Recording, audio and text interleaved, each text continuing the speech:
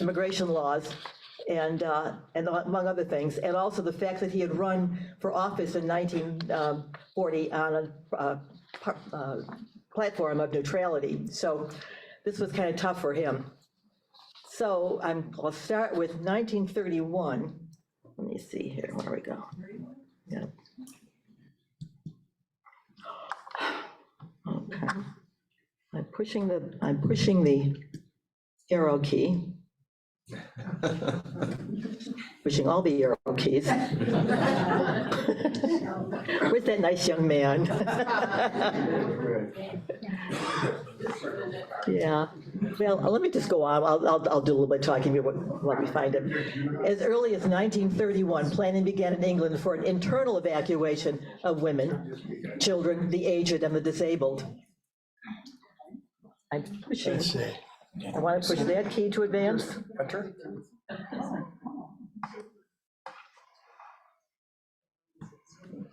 Let's see. Go out of it.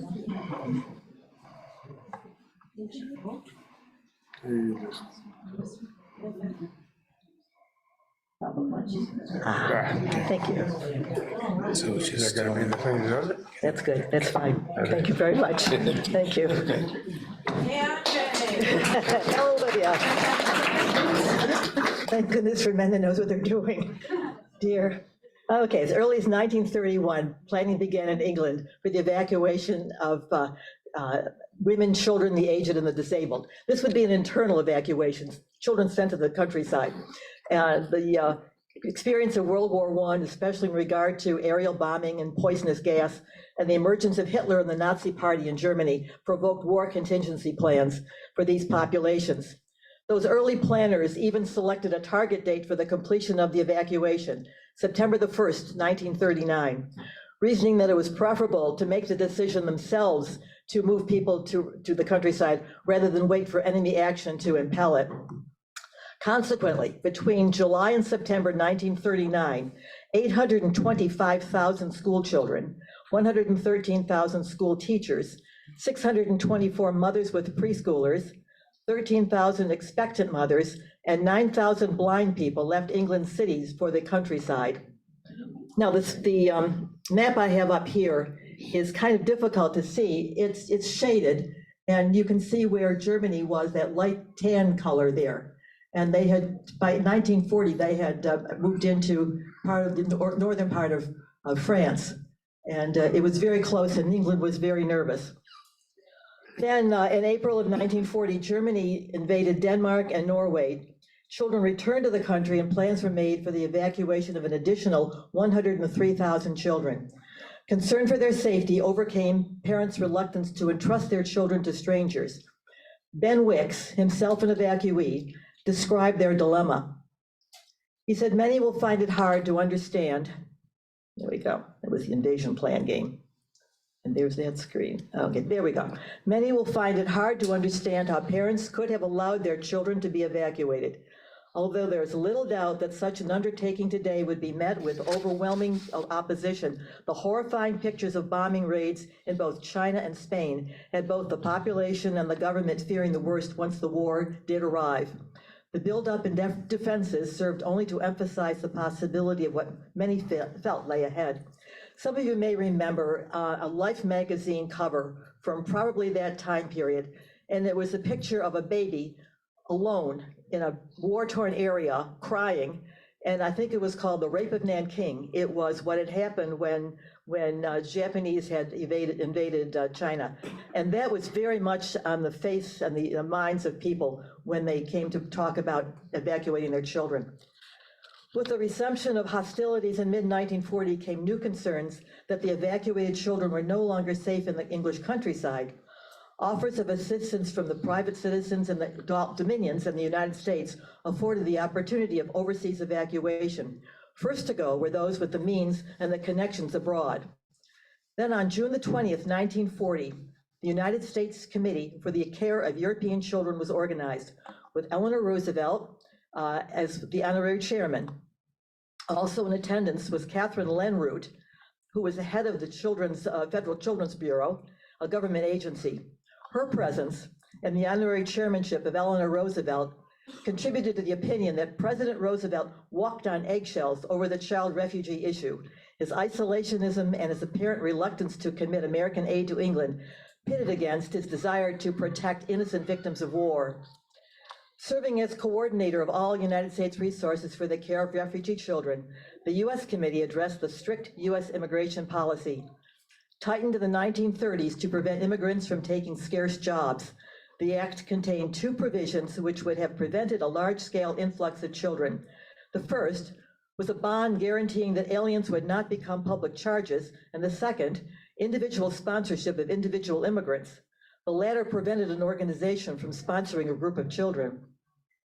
The British government developed a program to subsidize the travel expenses for all those children whose families wished to send them to safety.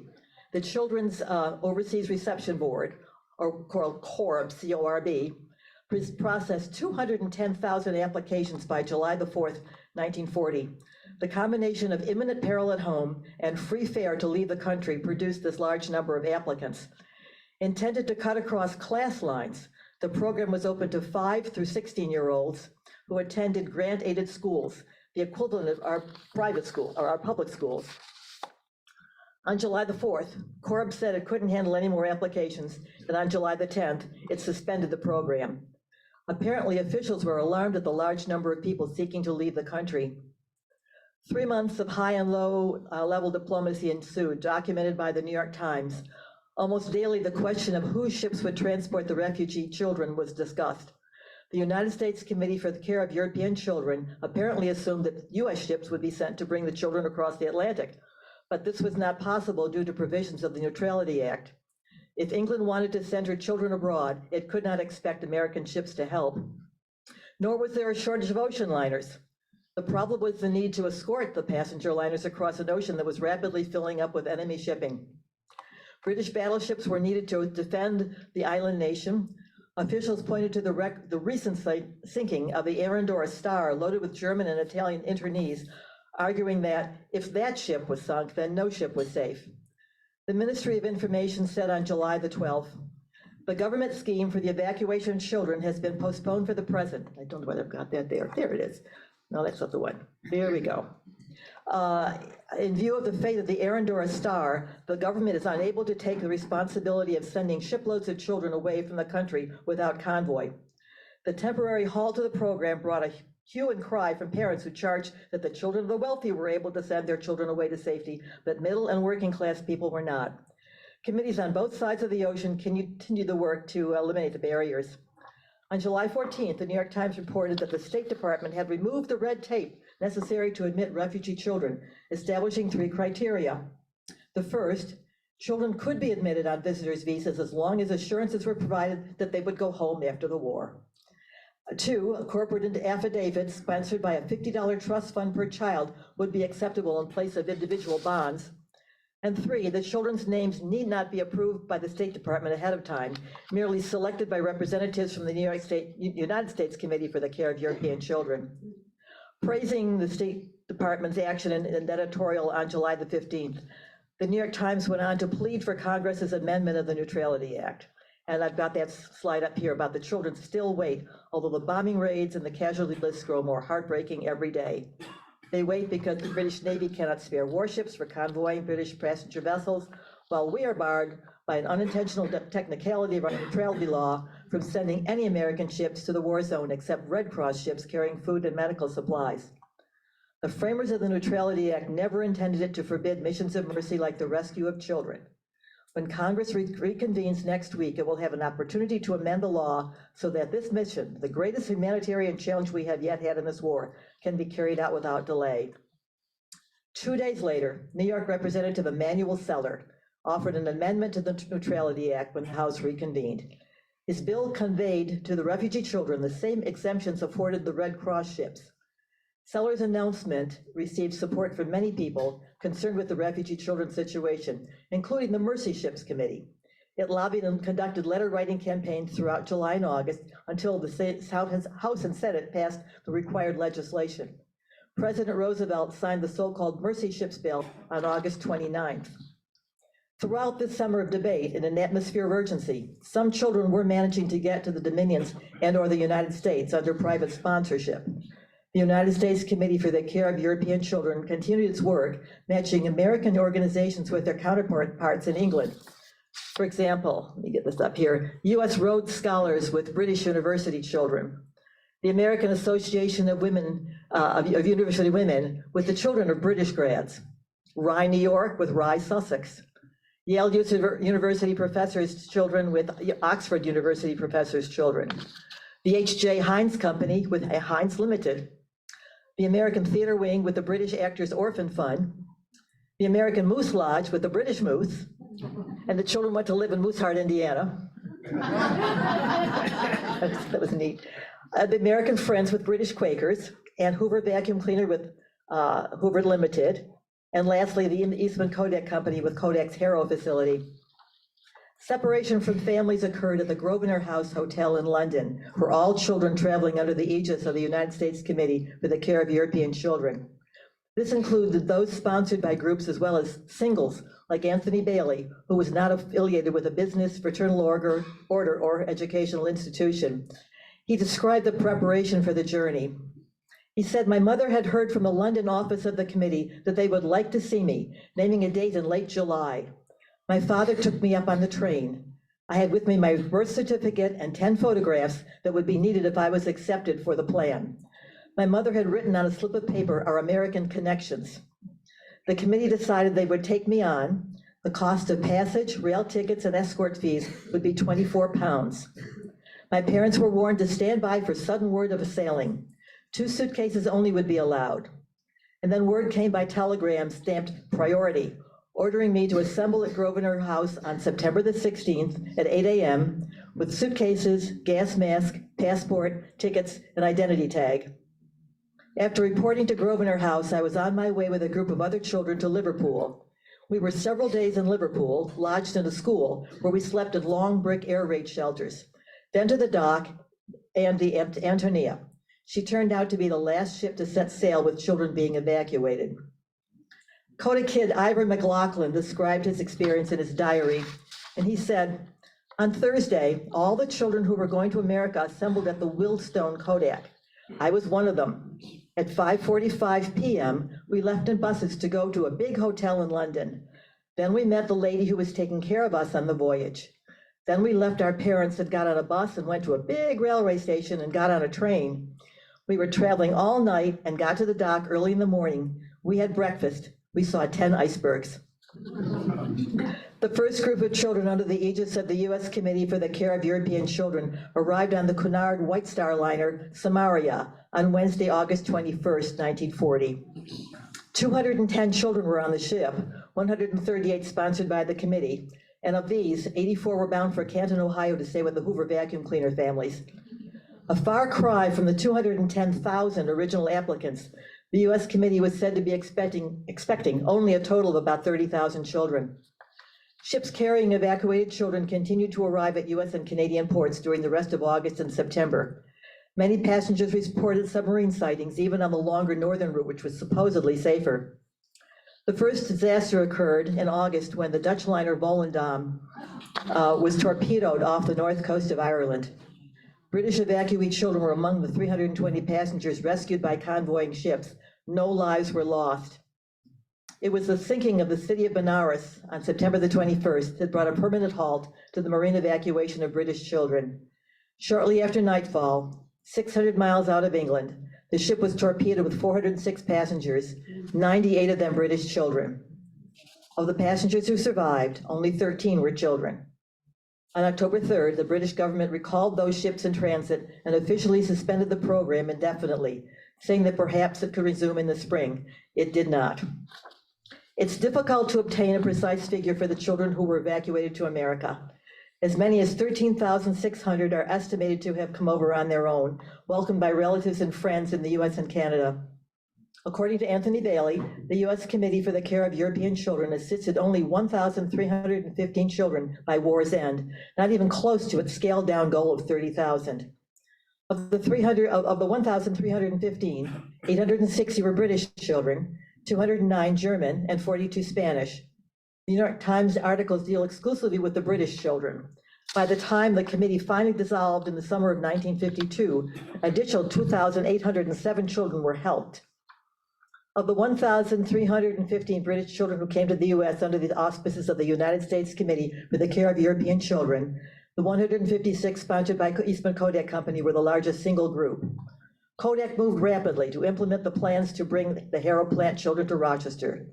The company's initial request for sponsoring families was reported in the July 2nd newspapers. The children left Harrow for Rochester 6 weeks later. Although plans were described as wholly tentative and may never be carried out, the response was overwhelming. According to the Democrat and Chronicle, offers of its Rochester employees to care for the children of its sister company exceeded several times over the expected number of refugees. Okay, that's the Hollywood plan, and okay, let me get to the right one. Oh, there, okay, this is the letter from Kodak, and I know you probably can't read it very well, but I do have a copy of it over there on the side table, so please stop over there and look at it if you'd like to. It was, what's his name? It was the chairman of Kodak at the time, I should know that. Anyway, it was a letter that went out to Kodak employees hoping that they would sponsor children. And on the day of their arrival, the Kodak children made page 1 of the Democrat and Chronicle.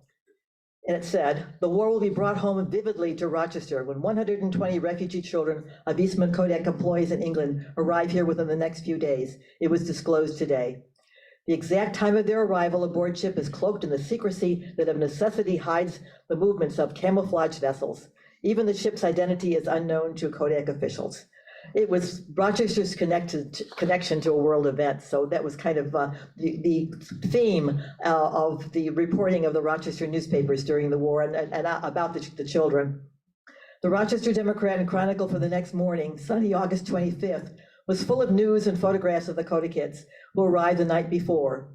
The Canadian Pacific liner, the Duchess of Athol, docked in Montreal early on the morning of August the 24th with 118 children aboard.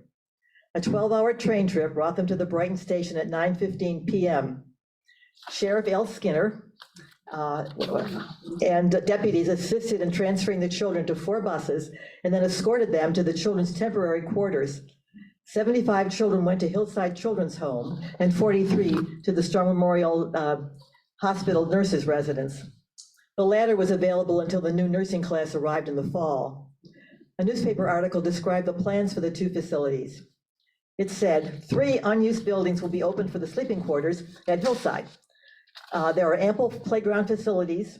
Children quartered at the nurses' home will spend the days before moving into private homes at the Harley School.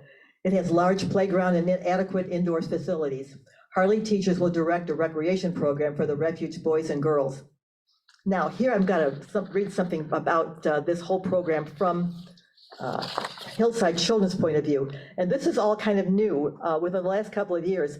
When I went looking for records from Kodak about this program way back 30-odd years ago, I was stonewalled because at Kodak, because it was not too long after the debacle with Polaroid and their lawsuit against Kodak for patent infringement.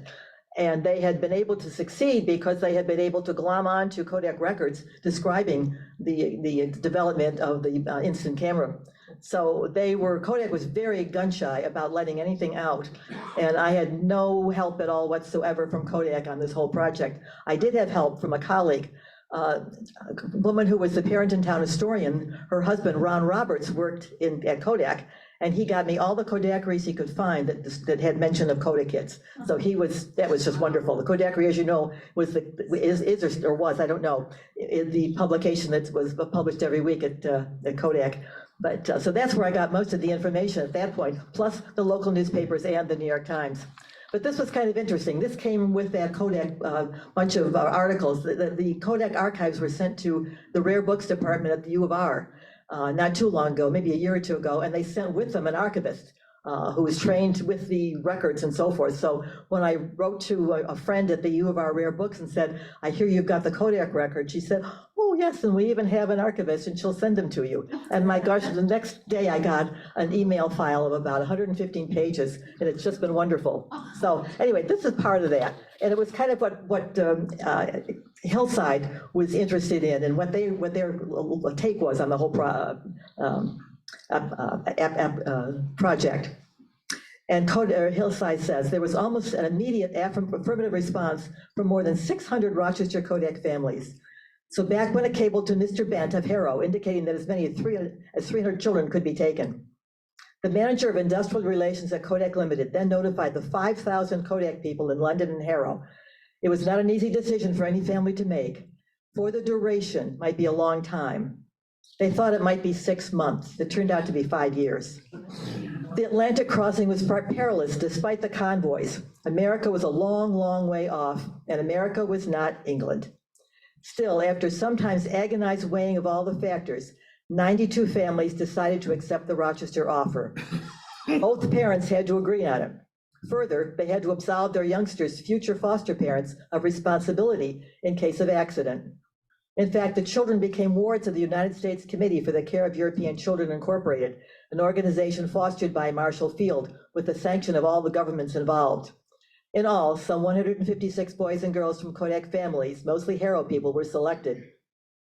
On both sides of the Atlantic, Kodak medical, industrial relations, and management people took on the wholly new technique of transporting 156 youngsters. This, especially in besieged Britain, was no happy preparation for a long vacation. Speed was essential, yet under wartime conditions, no one could say when the first group might sail. Each child could take 2 suitcases, no more, and each had to be put through physical examination, his home and community environment assayed so that his foster home might be more wisely selected, and his parents had to be made completely aware of all the facts. In Rochester, Craig Cochran, manager of industrial relations, organized to meet the invasion. Volunteer foster parents had to be scrutinized. Did the actual facts of their homes, their way of living, their personalities justify the impulse that made them volunteer? Plans had to be made for the reception of the children. It was decided that all of them should go, at first, to the Hillside home, a very modern kind of children's home where the initial shock of acclimatization could be undergone as a kind of group exercise.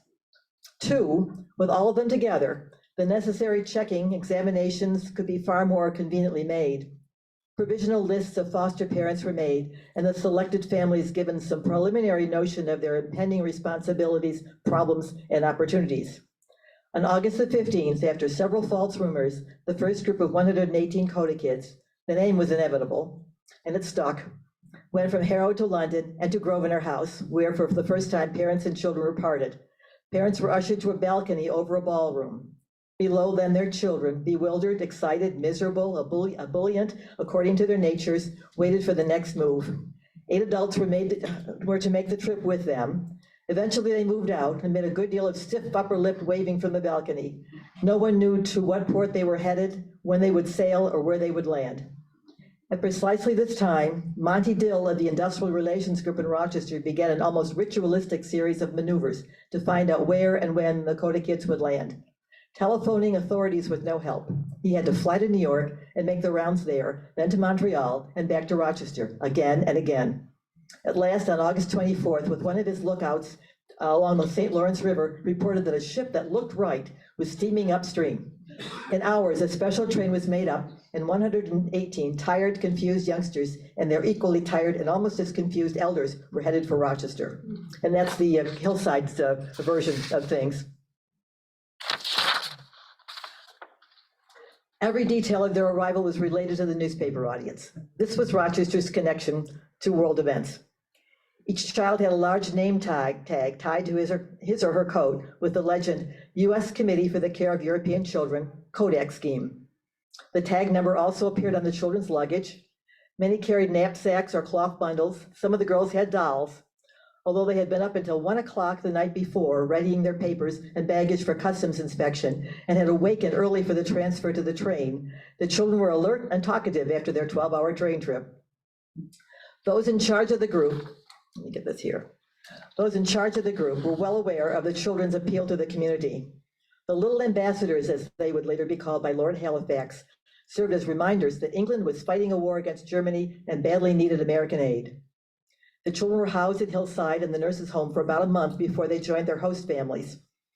Each prospective family was interviewed by the staff at Kodak's Industrial Relations Department.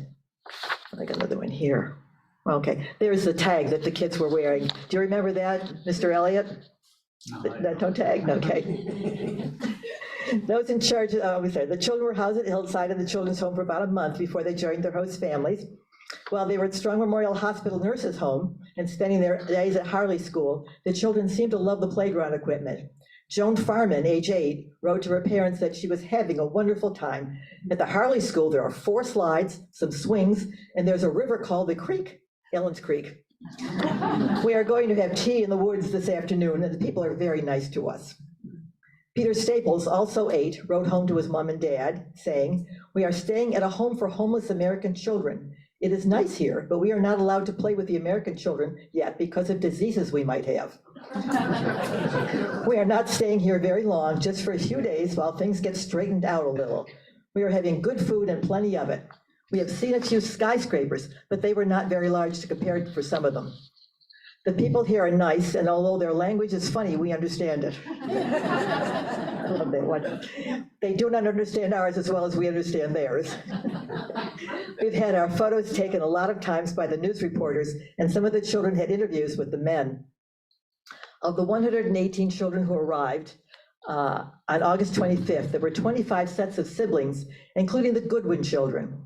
Vera was 15, Kenneth 12, and Dorothy 9. Vera was one of the older girls who helped to supervise the younger children.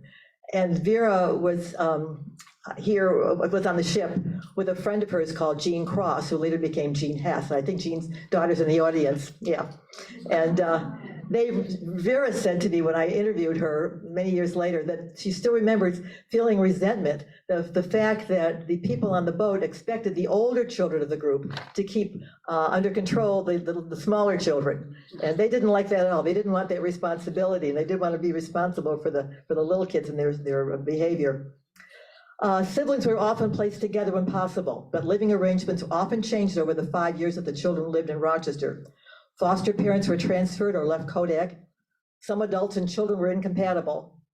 My good friend and mentor, Catherine Thompson, who was the Penfield historian before she was the Rush historian, she and her husband, Bob, sponsored a Kodak kid named Lionel.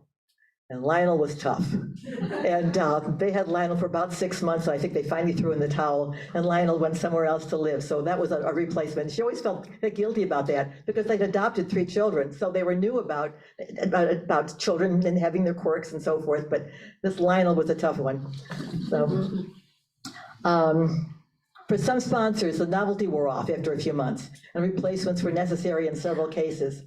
Kodak employees Helen Cedarquist and Sarah Nichols served as nurses, social workers, big sisters to the children from their arrival in Montreal till long after the war when the children were home again. Kodak maintained active concern for the children's welfare while they were in Rochester. Living expenses and spending money were the responsibility of the sponsor, but Kodak paid for all health and dental care, including several surgeries. They assisted the children in keeping in touch with their parents, occasionally gathering them at Kodak for home movies and slides. Holiday parties kept the children in touch with one another. Other than the expense of passage, parents were unable to contribute to their children's upkeep due to a British regulation that forbade citizens from sending the currency from England. Got some pictures here too. Oh, there's Jones talking about the slides. And this is Peter with staying in the night, so we're not allowed to play with them because we have diseases. There, and there's Lord Halifax. He did visit.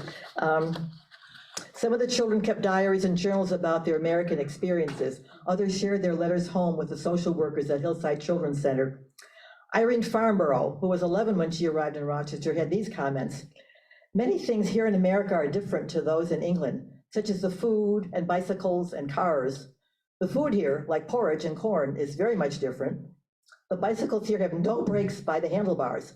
When you want to stop a bicycle, you pedal backwards a little ways. The cars are more streamlined than the ones we have in England, and there are very many more cars here than there are in England." 8-year-old Kathleen Russell also mentioned the bicycles, saying, "The bicycles are so funny. I suppose Americans don't think it funny. There is not much difference between clothes. It's only that the American boys usually wear long trousers and the English boys don't. They don't have hardly any fencing here. There are grapes growing too.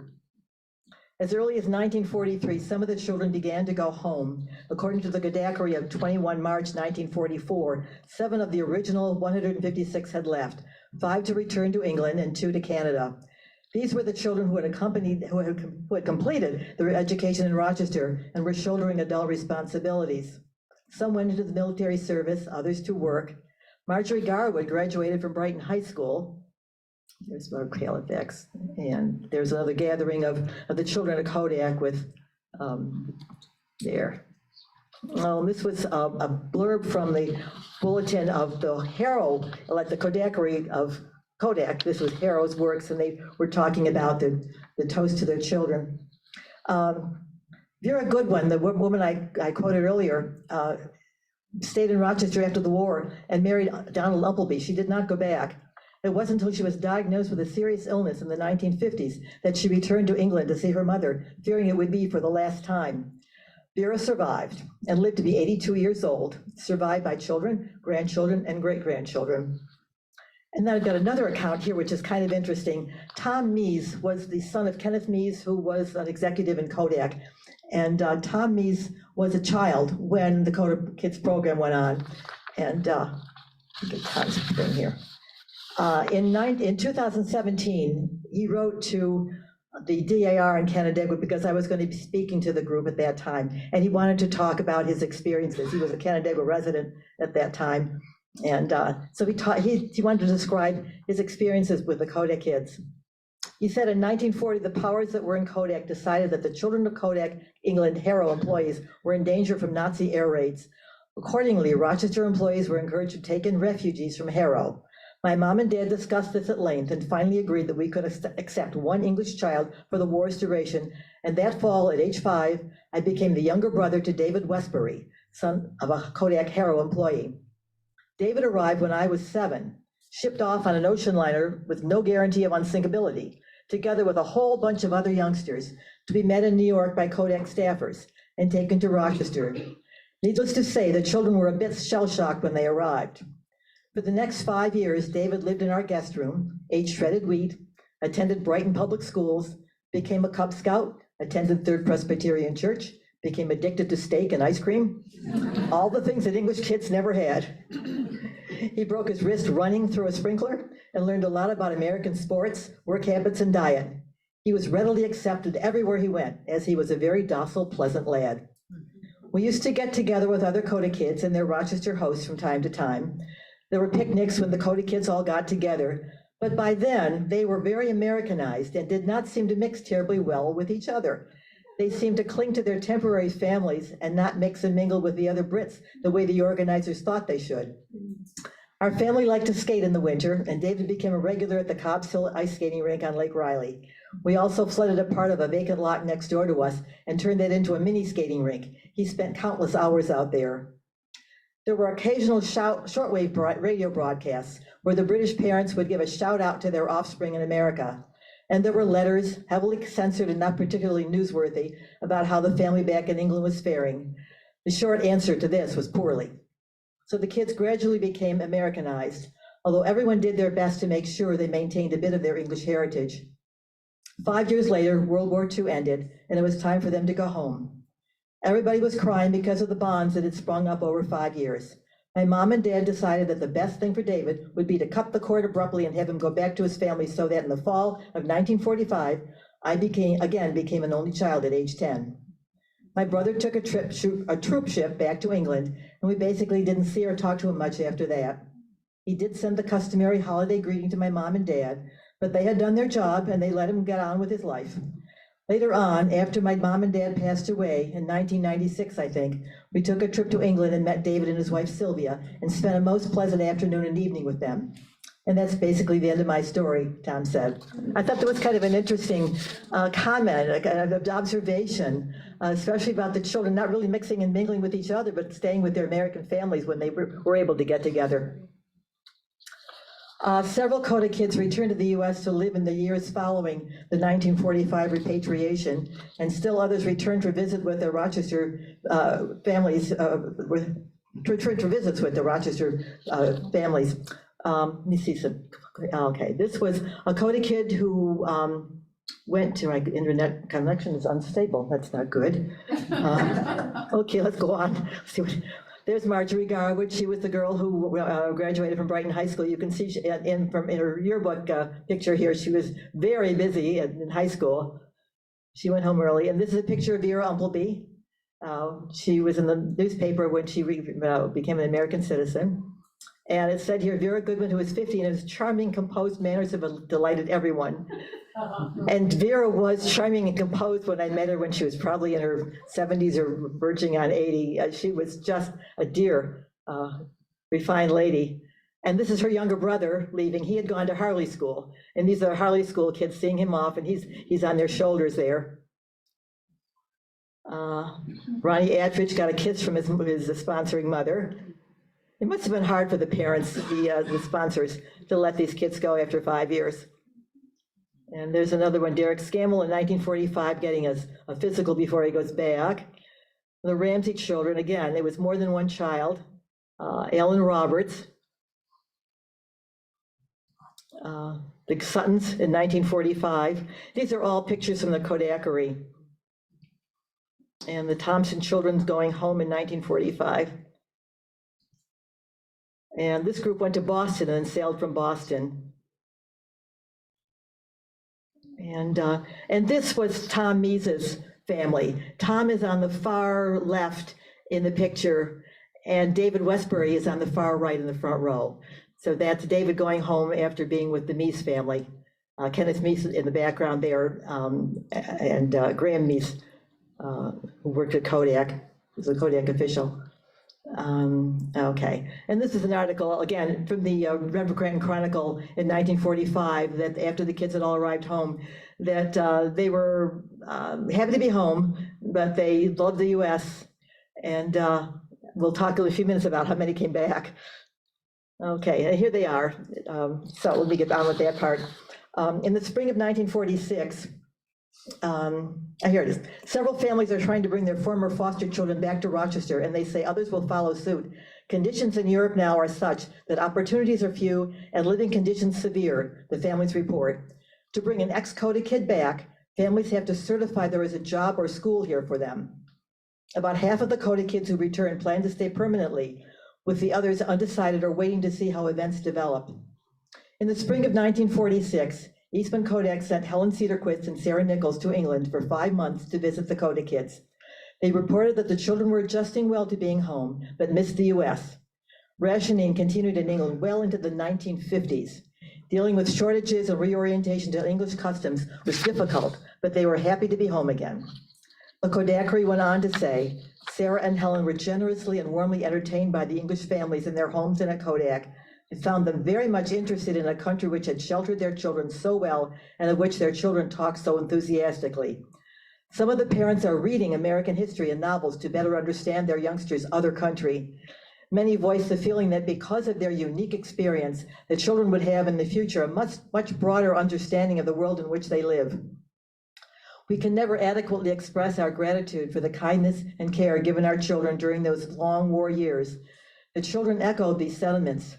Many felt that now they were grown up, they understood and appreciated more than ever what had been done for them while residing in the US. Let me see now, okay. In 1947, Sheila Hall and her mother came to the US from Wembley, England. Sheila lived with Mr. and Mrs. Charles Ainsworth on Stone Road in Greece during the war. Her brother Lionel Hall lived with Mrs. Ainsworth's sister, Mrs. Whitman Crittenden of Arvine Heights in the 19th Ward. Learning that Mrs. Crittenden had had a stroke and was in need of care, the Halls came from England to take care of her. Mrs. Hall saying that she was grateful indeed that there was some way in which she might repay Mrs. Crittenden for her kindness during the war. I just was blown away by that. At the same time this article was published, Lionel Hall was in the British Air Service. He and his father planned to come to the US in the summer of 1948, and the whole family planned to apply for US citizenship. In 1951, Mitchell Cady's column in the Democrat and Chronicle told of several young men who had returned, including Frederick Hellier, who was living with Mr. and Mrs. Fred Pitts of Fremont Road, Alex McClatchy with Mr. and Mrs. Ormond Robin of Ridge Road West, Edward Stubbs, Raymond Feasy, and Ronald Colson, who was a paratrooper at Fort Bragg in 1951. There are no figures available on how many of the Kodakids returned to the U.S., but anecdotal information seems to indicate that many young men returned to the Rochester area to settle permanently after the war. Official contacts continued for at least a few years after the children went home. The returned evacuees formed an organization called the Cochrane Club, named for Craig P. Cochrane, head of Eastman Kodak's Industrial Relations Department. Bi-monthly meetings kept in touch with one another and their American customs. Grateful parents were responsible for several tributes to their children's American families. In October of 1946, Donald McMaster of Kodak Limited presented a plaque to the people of Eastman Kodak Company and a scroll to the Rochester community for its care of the children during the war. The plaque remains at Kodak office. The whereabouts of the scroll have not been determined. In addition to these tangible items, some grateful parents established the Kinsman Trust, which enabled an American boy to have a year at a public school in England. The recipient in 1950 was Mark Cowdery, 15, whose parents, Canon and Mrs. Arthur Cowdery, were sponsored Kodakids. Mark spent the 1950 to 51 school year at St. George's School, and it was Mark's, the article about Mark in the Brighton Pittsford Post that caused me to write this whole thing. And this is sadly Mark Cowdery's obituary, but I put it in here because he was a handsome man, and he died a couple of years ago at the age of 82. It was the editorial in the Democrat and Chronicle at the time of the presentation of the plaque that best describes the Kodakids program. It said, Rochester has many ties with Britain. To those already existing, the war added a new and especially binding one. The war brought a special plea from the families of Kodak workers in Harrow to the families of Kodak workers in Rochester.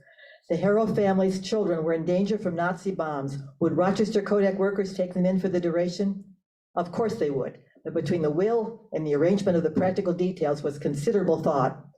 The children had to be placed in homes that would welcome them. There were differences in the way of life and differences in methods of schooling. The skillful and sympathetic manner in which this was arranged is a tribute to the intelligence and care exercised by those in charge in both Rochester and Harrow. The plaque and the scroll are visible symbols of the new ties that had been forged. Not only the Kodak families, but the whole community of Rochester and the whole community of Harrow have been brought closer together. That was the other interesting thing. You know, Kodak has taken so many hits over the years. And I think this program, the success of the Kodakids program is a positive thing that we should be aware of and celebrate, and not some of the deficiencies that have happened recently. For additional information about this and the original text that I wrote in 1990, please go to www.libraryweb.org, click on Rochester History, and then the letter K. You'll scroll down to the Kodakids and you'll find the edition of the Rochester History that carries the paper. And that's all I have on the talk, but I'd be glad to answer.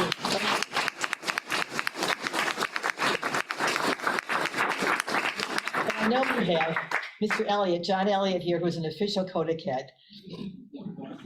And Joan was your sister.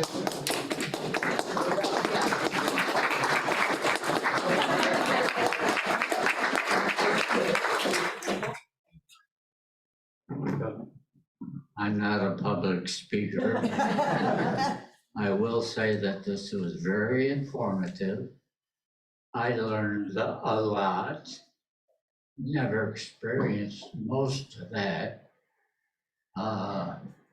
Guardian-wise, that was not a smooth situation. It was utter chaos, and my sister and I were together, and we tried to stay together. My sister finally went back to England, and I never, never saw her again for 25 years. And just brought back memories. And I'm very happy that I came and went through this. I didn't experience some of the good lives that a lot of the kids had. But I turned 90 this year, so I'll say I survived.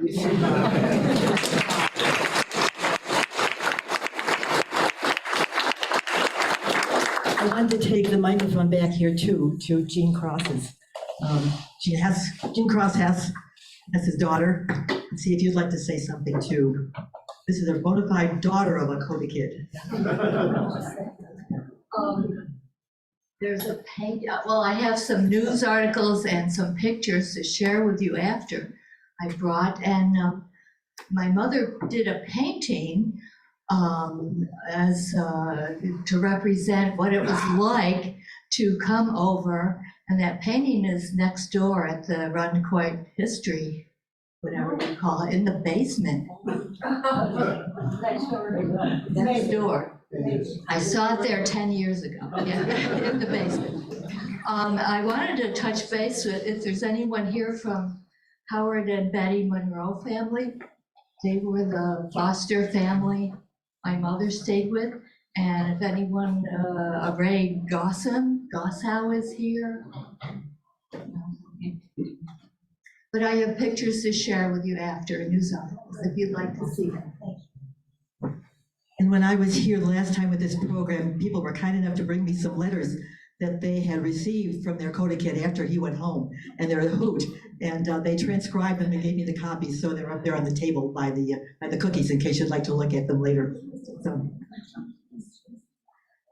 are there any questions or any more comments? Well, thank you very much for being a wonderful audience.